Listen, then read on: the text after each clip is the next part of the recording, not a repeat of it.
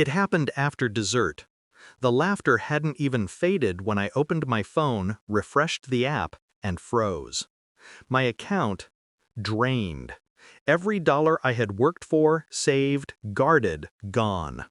I swallowed hard, my hand trembling against the screen. My father noticed.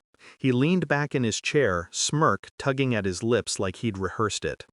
"We needed it more," he said. He didn't even flinch, didn't even try to hide it. The room erupted with chuckles. My uncles, cousins, even my mother, covering her mouth as though this was some harmless joke. But I knew. They had taken it. I reached slowly for my bag. My voice was calm, deliberate. "Then you won't mind what's coming next." They laughed harder. And then, a bang. A door kicked open. The house shook. And I smiled. It wasn't always like this. I used to believe family was sacred. As a child, I carried their weight on my back without complaint. When bills piled up, I worked double shifts. When they couldn't afford tuition, I emptied my savings. Every promotion, every paycheck, I shared with them, thinking loyalty would be returned in kind. But love, I learned, was conditional. My worth existed only in what I could provide. The first time I noticed, it was small. A missing 100 here, a forgotten loan there. Excuses followed. "We'll pay you back, son." They never did. The second time, it was bigger. A joint signature I never gave. A credit card bill I never racked. My father's handwriting pretending to be mine. I confronted him once. He shrugged, muttered, "You're young, you'll make it back." And like a fool, I let it slide. Because he was my father. Because family, I thought, forgives. But betrayal has a way of teaching you. It teaches silence, it teaches patience, it teaches calculation. Months before this reunion, I began to notice something different. Whispered conversations when I entered the room. A sudden interest in my work schedule. My cousin asking odd questions about my accounts. I played along. I answered casually, feigning ignorance. But suspicion gnawed at me. So I set traps. Small withdrawals placed like bait. A hidden trail of funds leading to a shadow account only I could trace. And one night, the evidence came through. Transfers, sign-ins from my father's phone, transactions tied to my mother's card. A family conspiracy. The shock didn't hurt. The clarity did. The people who raised me had reduced me to prey. That night, staring at the screen, I felt something shift inside me. No more pleas. No more forgiveness. It was time for war. Revenge, if done right, isn't loud. It's meticulous. First, I closed every legitimate account.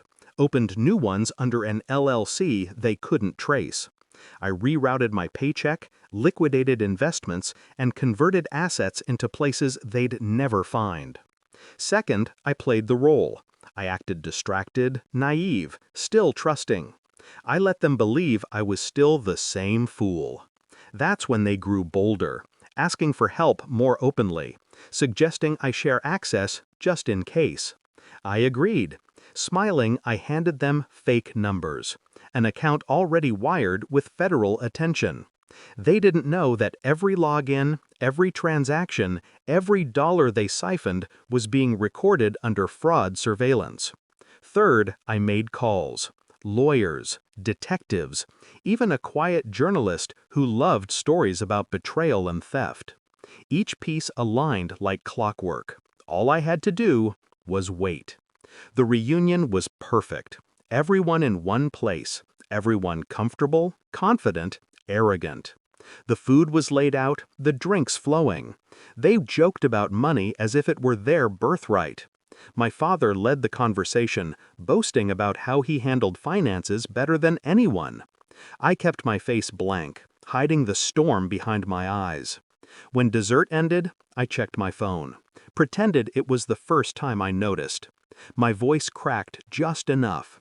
And when he said it, "We needed it more," I knew the moment had arrived. I reached for my bag, slid the folder out onto the table. Inside, bank statements, screenshots, legal documents, stamped and sealed. "Funny thing," I said softly, "so did the investigators." Confusion rippled across their faces. And then, the door. The bang. Authorities stormed in, voices booming, badges flashing. My family froze. Laughter turned into stammering protests. Hands raised, eyes wide. The officers moved quickly, cuffing wrists, reading rights. My father's smirk collapsed into horror. My mother sobbed, begging me to explain. My uncles shouted about misunderstandings.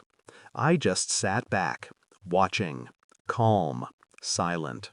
Every scream was music, every plea justice.